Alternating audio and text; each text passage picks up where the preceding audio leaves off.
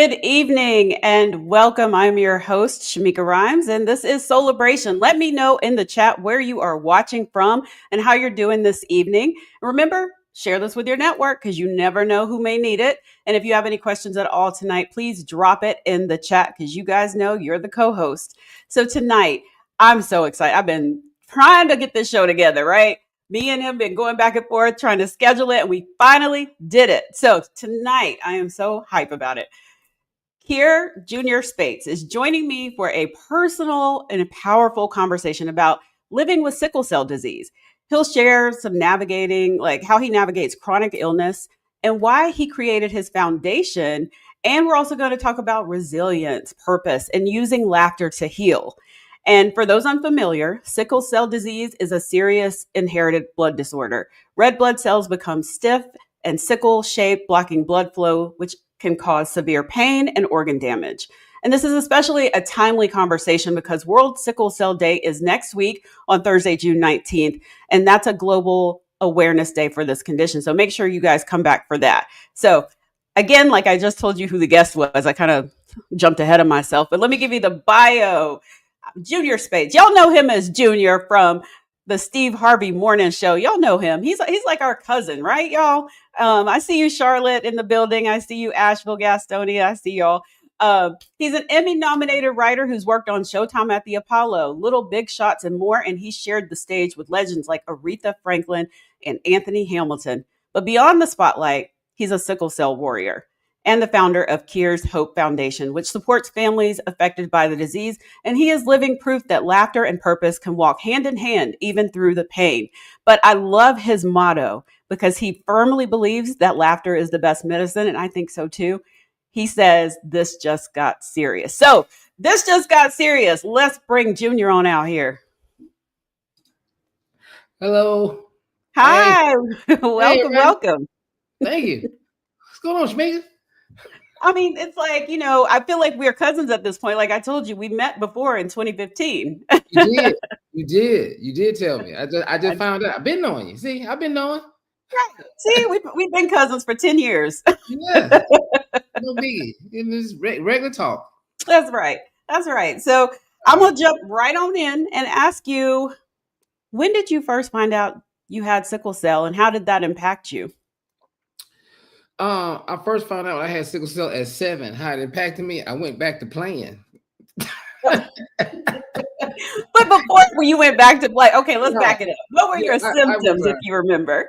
I was diagnosed at 7 years old, and a 7-year-old doesn't understand any of that because what followed after that was the fact that they just told my parents, "Hey, he has sickle cell disease, and really what we have here, he won't live past 11 years old, so don't even plan a life. So don't even waste time. Don't do any of that."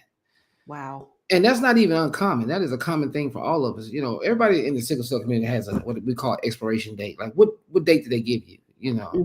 You hear from ranges from 7 to 5 to 25 to 21 to 13 to, whatever number they decide, and that part there really kind of angered me at that point. When I got older, I realized that I was still alive and nothing happened after 11.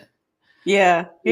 Because you didn't know, because you got to think about it, that, my parents were very devastated, but I was blessed to have parents that did not handicap me because of the condition. They didn't. Good. I could pretty much do anything I wanted to do. I played football. I played track. I ran track. I played basketball, baseball. I played sports. I just was playing. You got to think about it. You got to 11. You got 11. You already said you got 4 more years. At 10 and a half, I was playing my behind off. You couldn't tell me. All I wanted to, because I ain't got but 6 months left. I got to play. Right. Did they let you start? At least did they let you start? Man, I was out there threatening kids. Kick the ball. I was just threatening children. Throw it. You got to play. Got time to sit here and worry about dying. I didn't even know what dying was. So you look at it, and at that point in time, it was very different for me because as I went through the phases that all of us go through as warriors, at that point, it's a summer where, you can't swim with your friends because water's dangerous to you. Right. Cold weather's dangerous to you. And you start going in and out the hospital, then you fall into depression. You know, Mhm. natural. It just, I'm not worthy. You know, I'm not. Yeah. I don't know why I can't. Why am I here? You know, what am I here to do? Mhm. I tried to commit suicide twice, failed both times.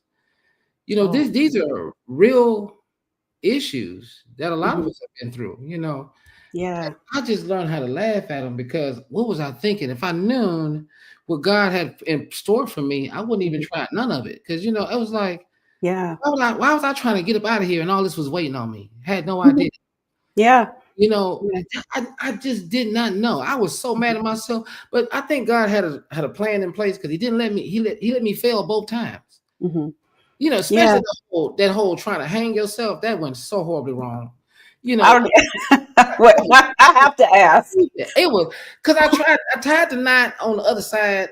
Then I threw it over there and I kicked the stool. The knot let go on the other side. I fell flat on my behind, and I just sat there and I said, "I'm not going nowhere. I'm just not." And Yeah. my dad was our Cub Scout leader, and we didn't get a knot tying badge or nothing. So that worked out. It was just like I just have to be here for something because Yeah. at that point in time in my life, I had got kicked off the football team because I had sickle cell. Mhm. My only dream was to play in the NFL, and sickle cell just took it. There was nothing I could Oh. do. It just took it. Yeah. Mhm. So what am I here for now if I can't do the one thing that I love doing? And Right. that's why I said I had really good parents because they didn't care about me having sickle cell. They wanted me to be able to compete just like Mhm. all the other children, get the Yeah. disappointment like all the other children. Mhm. That's like, well, he could possibly die. And I said, well, at least he died doing something he loved doing. Yeah. Yeah. And that was the part where I realized I'm not gonna allow sickle cell to take anything else. Mm. Nothing else. Mhm. I'm not gonna apologize for it anymore. I'm not gonna go through life feeling like I have to, you know, buckle down because I have this, none of that. Yeah.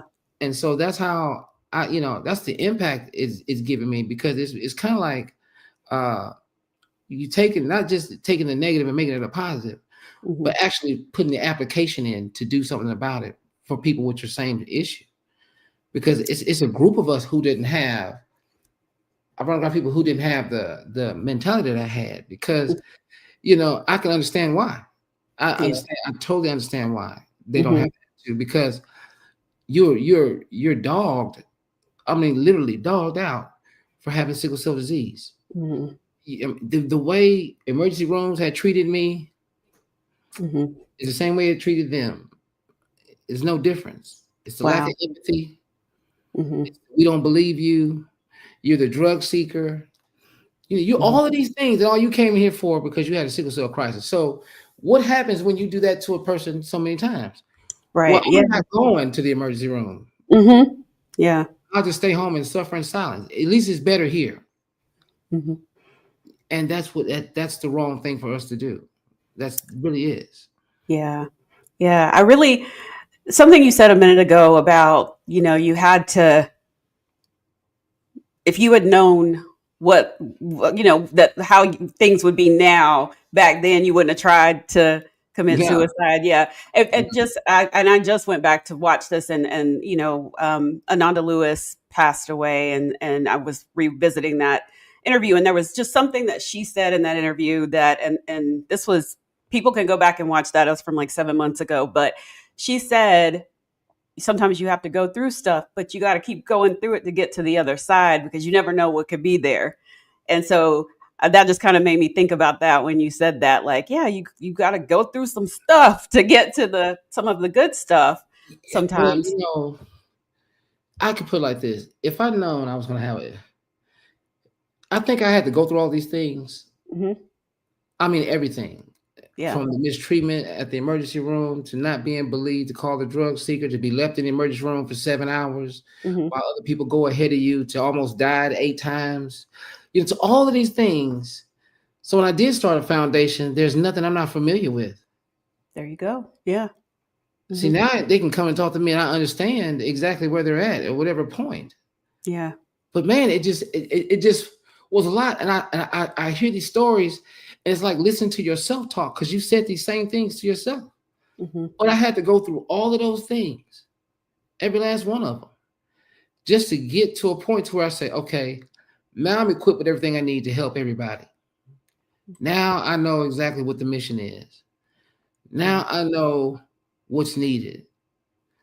And that's how, I decided that I'm going to have a platform. Now he gave me the platform to where I didn't have to.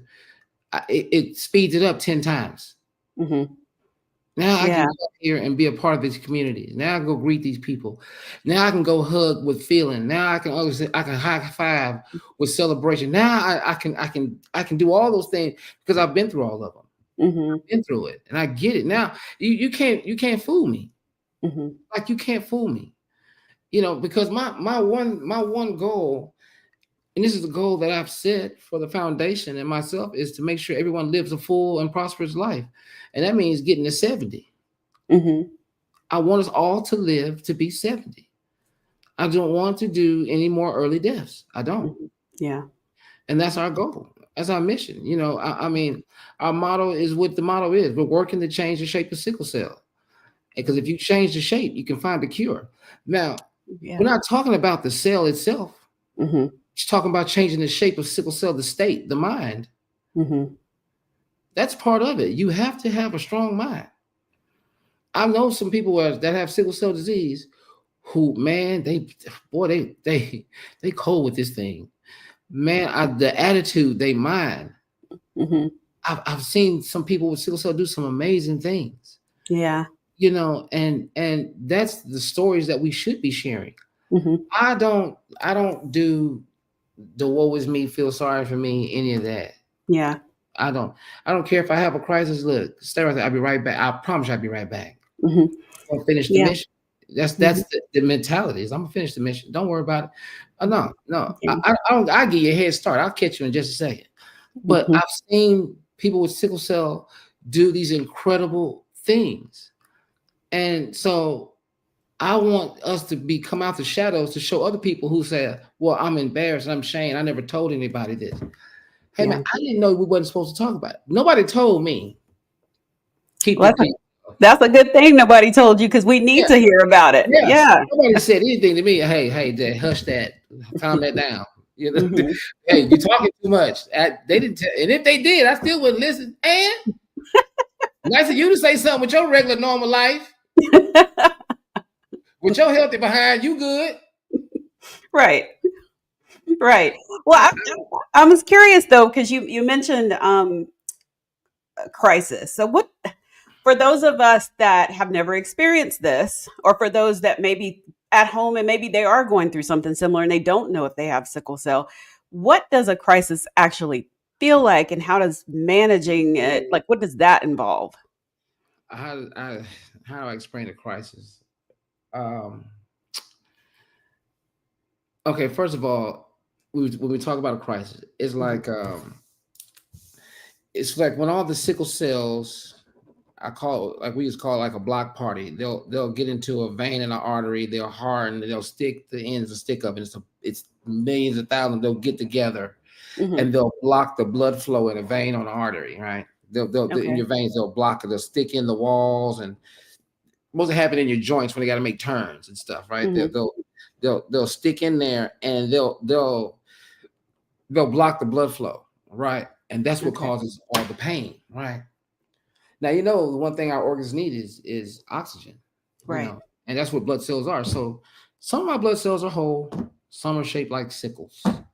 It's when the ones that shaped like sickles get in the way and they start blocking up the veins and in the turns and everything. So that's why we have pains in our shoulders and in our backs and our hips and our legs, knees, always where the joints are, and then, chest, everything, right?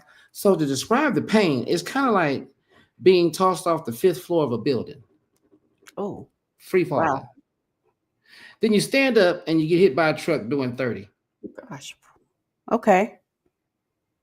Yeah, that's about the best way I can do. Yeah. The fall didn't kill you, and neither did the truck, but they all hurt. Right. Yeah. Yeah. I mean, it's that when you got grown men who cry, grown men, that's the level of pain we talking. Like that, there's no relief. There's no relief. Maybe sometimes for 48 hours, sometimes 2 weeks. Mm-hmm. That's why you have to knock us out. So when I come in here, I tell you my pain's a 10, I mean it. Mm-hmm. I mean it. So you turn around, you tell me, well, you don't look like it.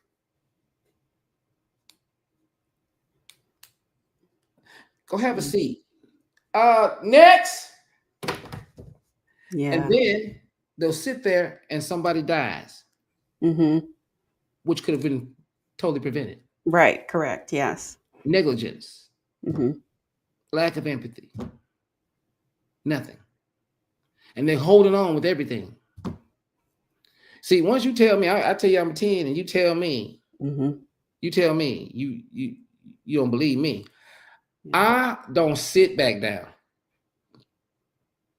I gets up, Mm-hmm. I immediately leaves that corner, and I'm gonna slow walk to this exit. Mm-hmm. Whoever's with me, come on. Where we going? I don't know where we're going yet, but we're not gonna stay here though. Right. I'm sure to die if I stay here. Mm-hmm. I know that. You know, there's some hospitals I won't ever go back to.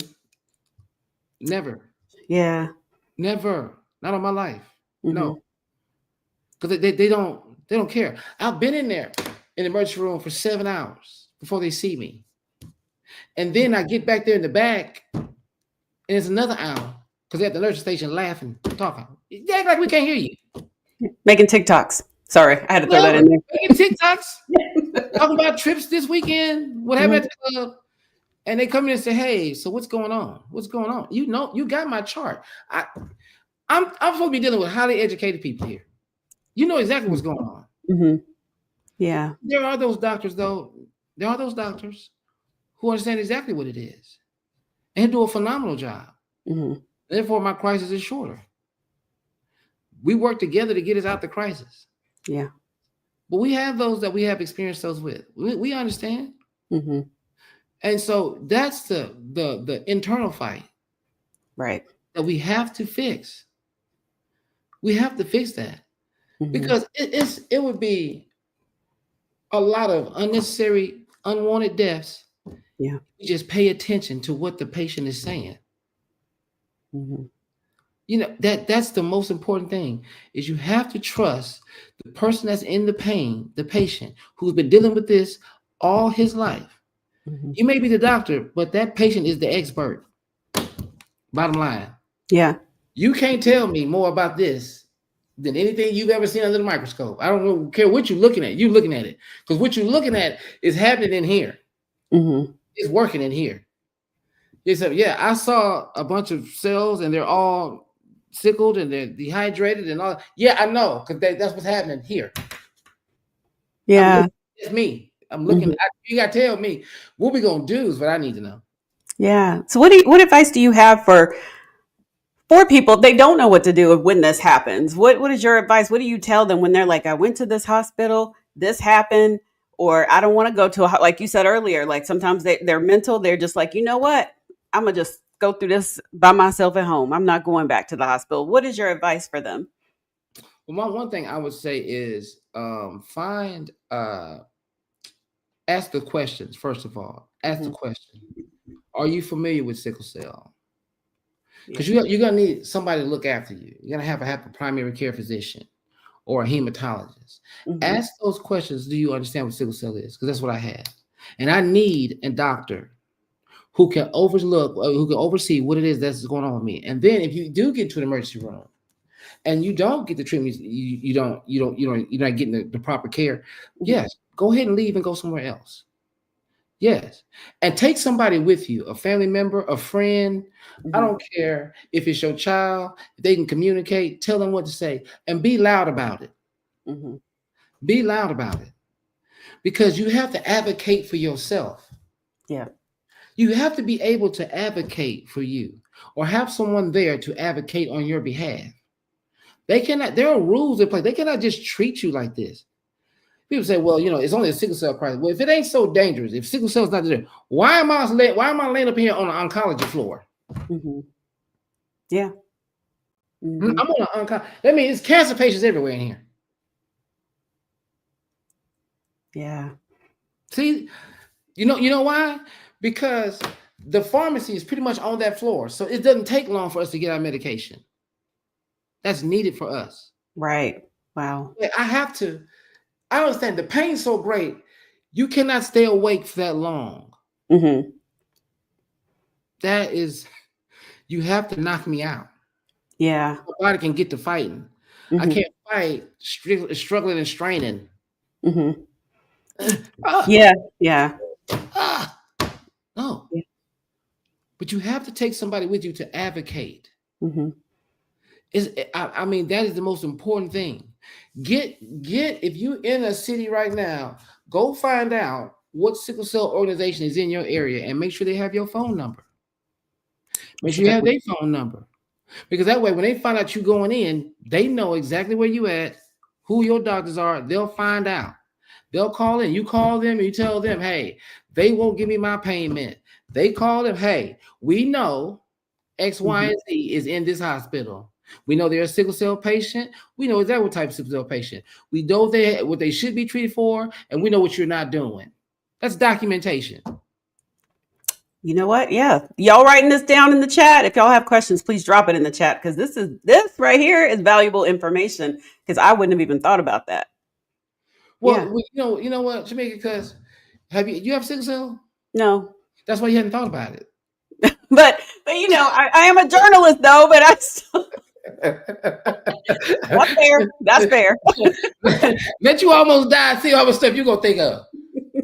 That's fair. Why would you be thinking trying about not to laugh. You got me. Yeah, we're gonna be laughing. What you thought? We're gonna be depressing here?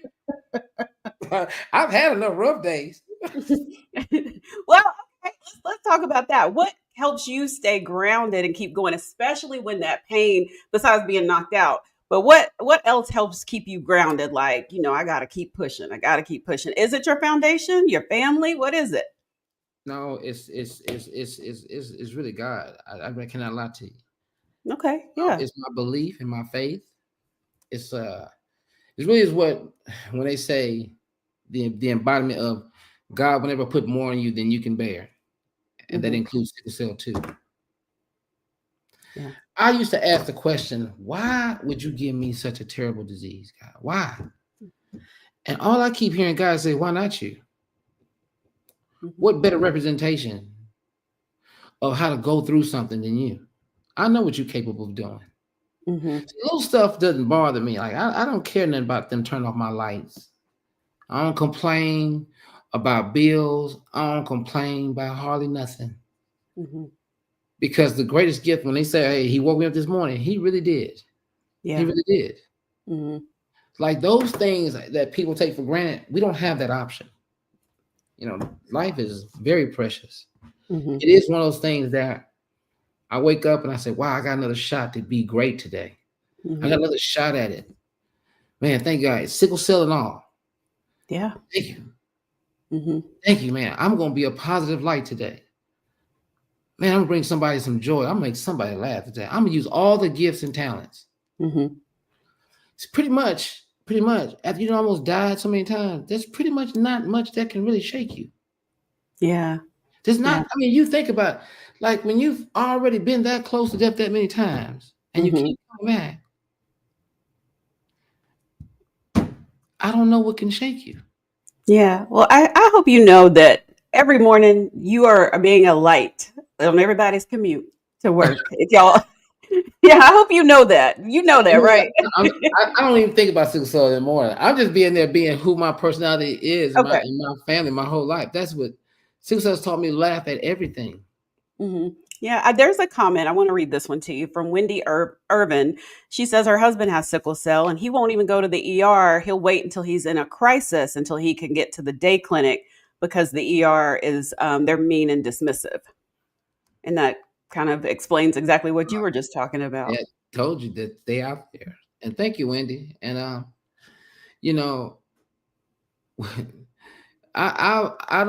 would like for him to find the primary care physician because that way at least your primary care physician will tell you which hospital that he will be working out of and where he will be. and he will come see you. He will know those doctors that are there, the team of doctors that are there he's working with. You know, that's a major part of it. Because, you know, if they know that the doctor is working out of this hospital, less likely to mistreat you because they know that doctor. Yes. That's patient. You know, there's like, it's like, hey, this is my best friend's house, okay, and you can't treat his best friend without him knowing about it. And that's when I started realizing that the bond between doctors and cell patients, and yes, rightfully so, the trust has been torn. Rightfully so, it has. Because if they did you like this, Shamika, would you come? If I was a doctor and I treated you like this, would you come see me again? Would you come back in here?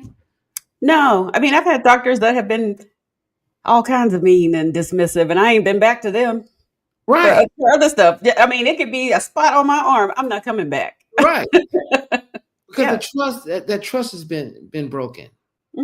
You know, and that's part of our job is we have to, and it's going to take the doctors, it's going to take the patients, but it's going to take good doctors to reach out to us sickle cell patients, come out into the community and speak to us about what is going on in the hospital concerning us. Yeah. Just concerning us. We're not, no disrespect to anybody with cancer or lupus or any other, you know, cystic fibrosis, nothing. We just want to know what specifically is being done for us. We understand they have a fight, and so do we. We just need to see who you are. First of all, if you in business as a doctor, there's plenty of clients out here for you. You can have all these clients. You just need to know what it is that is being done for us to make us feel comfortable. What protocols are put in place? Because there's a protocol already in place for us. You doctors just don't read it. You know what to do. They can go find out anything they want to. Yeah. Yeah. It's at their fingertips. They just have to go. But no, I'm the doctor. I know everything. I know more than you. And this is how I'm going to do it. You know, and that's another thing too I encourage sickle cell warriors to do is find out all you can about your specific type of sickle cell. No, recognize those signs, because I'm gonna tell you what I found out for me as I get older, the crisis is getting stronger. What kind do you have? SC. Okay. SC. Okay. And the crises are getting so much stronger now. And I feel like, man, I don't know how long I can fight those. I can fight this off. Like there is like somebody's increasing the weight. Like I pretty much know what level of crisis can get to. Yeah. We're past that now. You know, we're past that. How often do you have these? I'm just so nosy. I have them maybe, if I'm great at it, one every other year. Okay. If something going wrong, maybe once a year. If it's going bad for me, maybe twice. Okay. And then if it's worse than that, I've had this where I've been in there 3 times a year. Last time I was in the hospital was end of February. But I had a good doctor. I had a good doctor last week of February, and I had a good doctor, and I was in there maybe 48 hours. Like she did her thing, and I was back out feeling fine, a little weak. Yeah. As I got hydrated and everything else, everything was back to normal. And I was back on the radio all the time. Morning, everybody. Nobody knew the difference. Nobody knew nothing. Well, that was my next question: is how do you balance being a public figure, being on our radios every morning, and we're expecting to laugh with you, and we do, but you could be going through this, and we don't even know. So how do you juggle that? Like on those days that you're in crisis, you just not come in, or do you still try to make it in? How does that work? No, there's been many days. And so when I have a crisis, all of them are not as in level 10s. Sometimes it's level 2. Okay. And I've sat here on this radio and still made you laugh. You just never do. Right. Yeah. Like it's nothing to complain about. The good thing is I ain't going down there. I can deal with this at home. Yeah. it may be a constant thriving, maybe the pain in my hip or my lower back, but I can deal with that. Just as long as it don't get more than that, then we're fine. And you just go on about your life. You do everything you need to do. When I get off, I'll go lay down for a little bit. I'll medicate myself. I'll breathe. I'll relax. I'll do something, look at TV or something. Just don't move too much. And then we'll see how I feel in the morning. The next day I come in there, there's nothing. It's like, well, we're fine. Woof. That's over. Okay. And it's not about what's happening to you. It's about what you do while it's happening. What you do while it's happening. I could have easily taken off. Yeah. That's not a issue. But I told you earlier in the interview, I would never let sickle cell take another thing from me.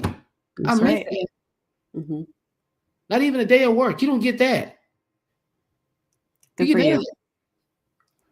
Man, nobody believes it. I mean, I remember one time when I was a young comedian, I was taping Comic View in LA. I was on stage in a full-blown sickle cell crisis. Wow. What season was that? I'm going to go look it up. I think it was I want to say about 2002. Okay. I was in a full-blown sickle cell crisis. Wow. But see, I didn't have no insurance at that time. But after that, I have gotten good at this. I have been in other cities. Had a sickle cell crisis, right, in other cities. Went in that emergency room, got treated, and drove off. They'll never find me. Yep. I can afford that bill. I appreciate you, Memphis. We got another comment. Ooh, I ain't getting no address. I gave them the address to the hospital. They didn't even look at it. They didn't wow. Y'all. Man. Oh, we have a comment from Gail Batson. She's saying, be adamant when you're talking to a doctor. Hopefully they're listening and not just giving you an answer just to give you an answer. You have to find a good doctor who is good and understands you, who's concerned, caring, and that you're comfortable with, and that cares about your physical health and your mental health. Don't settle. Find a good primary doctor and a good therapist. So that brings me to my next question. We talked about the depression. Do you go to therapy to help with that part? Yes, I have. I have gone to therapy to talk about that. Yes, I have. I've done that. And see, that's like one of the things in our community. Yep. Mental health and stuff like that. But yes, I have done that. But this was back in like 2000. I want to say 2019. Right, 2019. Okay. And it was a rough year. And my best friend had died. Sickle cell was really, really going haywire because of stress level, and my father had a heart attack. And I thought about it, I mean, I really was going through the ringer, but I was showing up every day. I was laughing. Nobody knew. Because, man, I had to focus on something else. That's what the morning show gives me in the morning when I'm in here with y'all and Mr. Harvey and the whole team. It gives me something else to focus on instead of what's going wrong. Man, the joy that I get from just being a part of the show. I just feel like I'm one of y'all. I mean, I'm sitting in the room, but I'm laughing too because I needed it. And one of the key things I learned is that I'm not Superman and stop trying to be. Y'all hear that, black men? I mean, he just told me flat out, hey man. And the way he did it was so funny. He was a perfect therapist too. He was like, hey man, you ever see Superman? I said, yeah. He said, man, you ever seen how he hold up them buildings? I was like, yeah, man. Remember we was knocking people all off the planet? Yeah, stopping trains. Yeah. That ain't you. Sorry, I didn't know where this was going. Sorry. That's exactly. My brain went to. I thought I was thinking, yeah, and that's what he told me. He said, that ain't you. You can't do none of that. And that's when I learned to learn to put things down. Yeah. Put those things down. It's Yeah. nothing wrong with saying, for my own health, I don't want to address that or deal with that issue. Mhm. That goes a lot too with family members and friends and everything. It's okay to say, hey, look, I heard that. I got you. I feel. But let me tell you something. I'm not Superman. I'm not the one Mhm. gonna fix this. Yep. See, and for us, no kind of stress is good. Whether it's good stress or bad stress, we have to stay even keel the entire time. If I Mhm. get too excited, crisis. You get too low, crisis.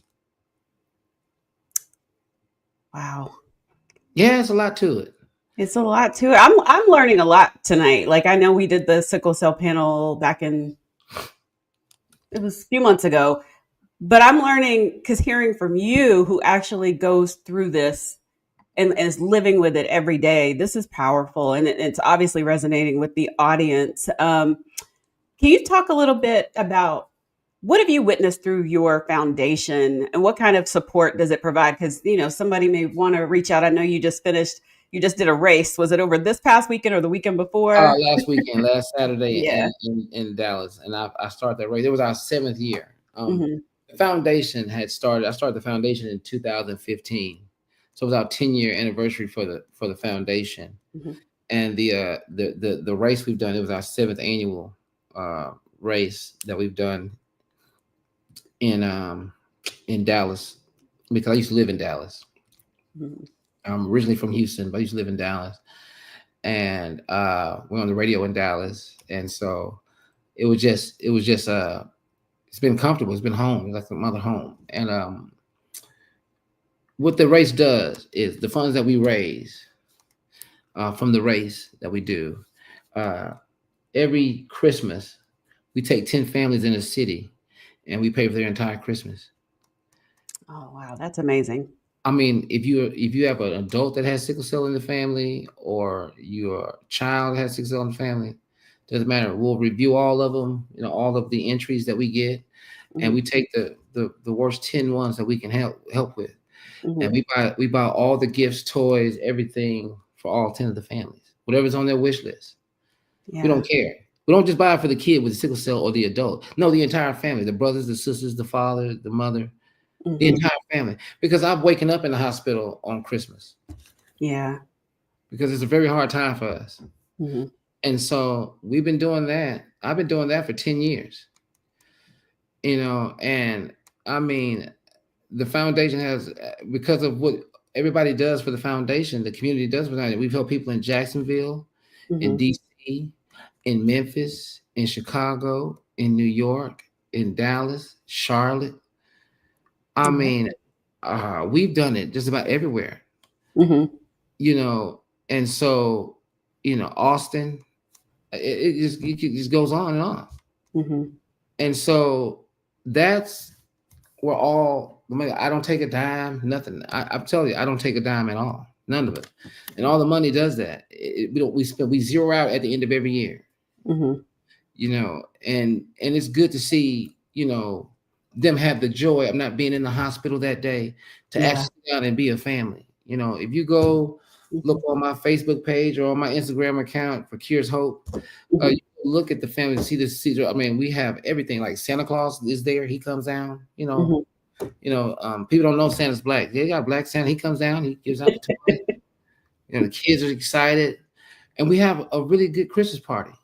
And Oh, I it's love the that. most amazing things. And I do my best, and my team does its best to make it feel like Christmas that exact morning, like that day.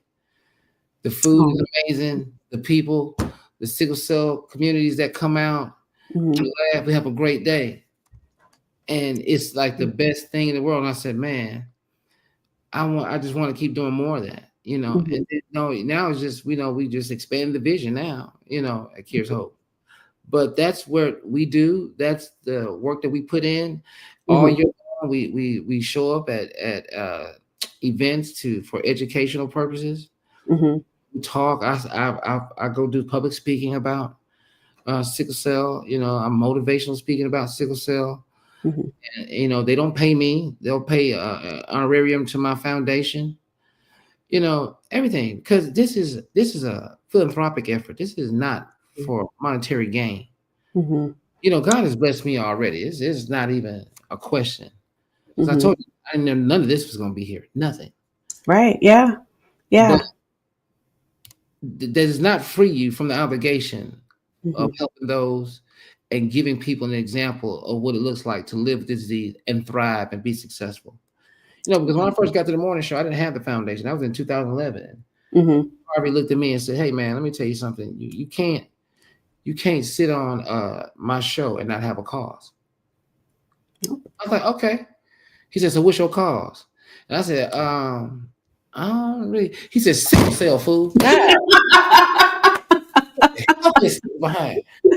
We hired him. What's all this thinking for?" And that's literally how that. I can hear his voice. Well, I said, "Man, Mr. Harvey always making you think."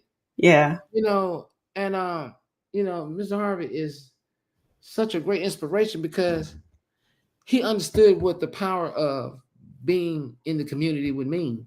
Mhm. Even for a young person like me, I'm 34 years old, 35 at the time. Mhm. I was 36 years old when I started this foundation. Yeah. Didn't know nothing about running the foundation, nothing. How many times I done failed at running the foundation? And that's Didn't know okay. nothing. No, I didn't let it stop nothing. I bet you Yeah. everybody got some Christmas gifts every year though. Didn't Yeah. fall See? short of that. Mhm. Had no idea. Truth be told, still don't. I'm Mhm. still learning. Well, how can people like if they want to know more, where can they go to find out more about the Oh, foundation? yeah, you can go to somebody had KIERS Kiers Kiers Hope.org. That's KIERS Hope.org. Put it in the chat. Okay. Yes, sir. Yes, sir. Asia, put that in the chat. I was going to say that. You don't get to speak to her. That's my producer. Yeah, I'm talking to the producer, everybody. Asia, could you please throw that in the chat? KIERS Hope.org. Thank you, Asia. Asia is me and Shamika's producer. Yeah.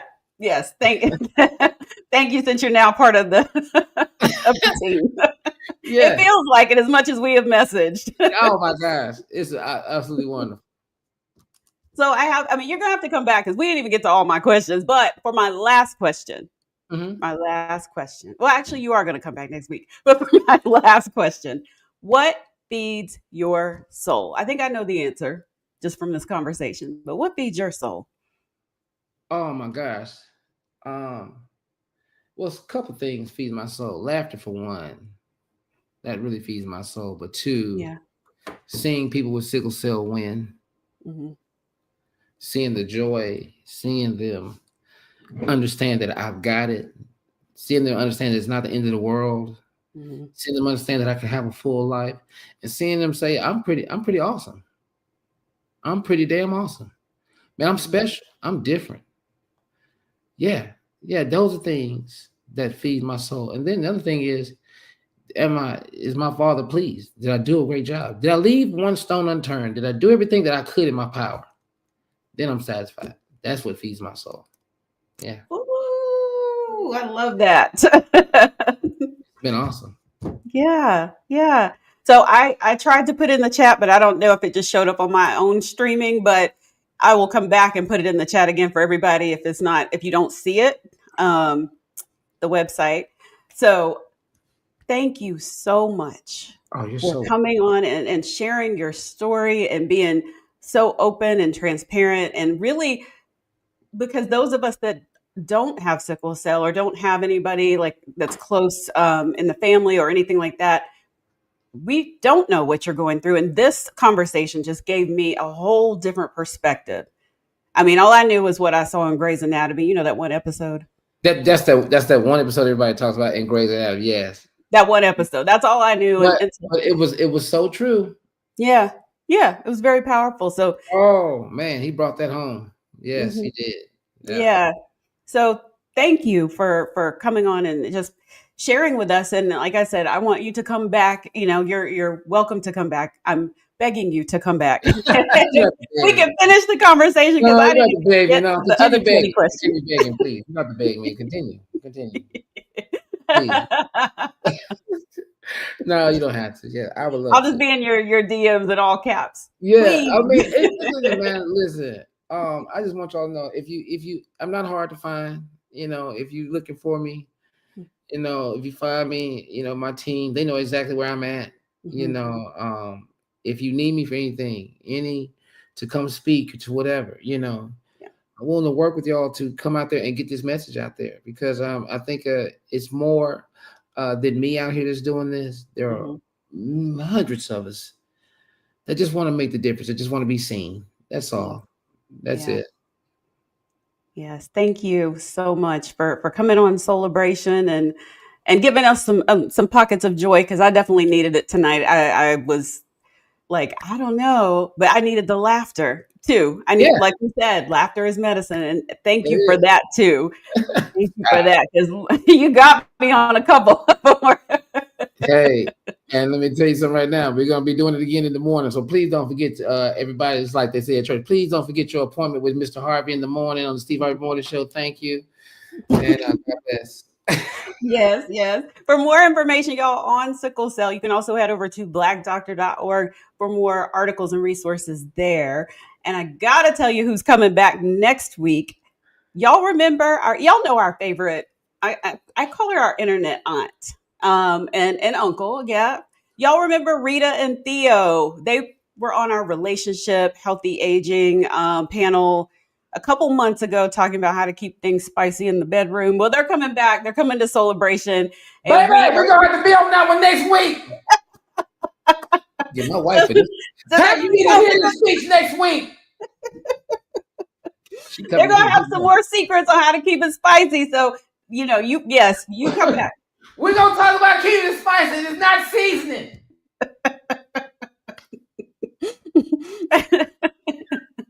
Did she tell you to hush yet?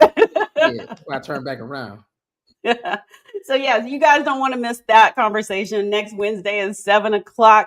Have a soul-filled rest of the evening, and I'm gonna set my alarm because I got an appointment with Mr. Steve Harvey in the morning. There you do. Thank you so much. You. Have a good night. Don't hang up yet.